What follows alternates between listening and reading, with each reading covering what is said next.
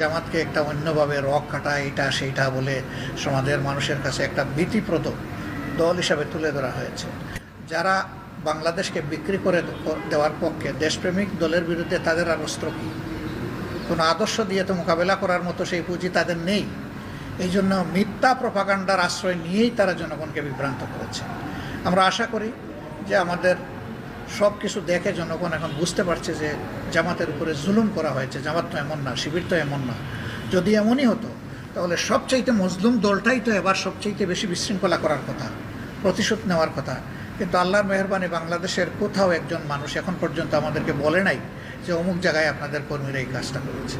আমি গতকালকে হিন্দু সম্প্রদায়ের কেন্দ্রীয় মন্দির যেটা, সেখানে গিয়েছিলাম, ঢাকা মহানগরী উত্তরের কেন্দ্রীয় মন্দির।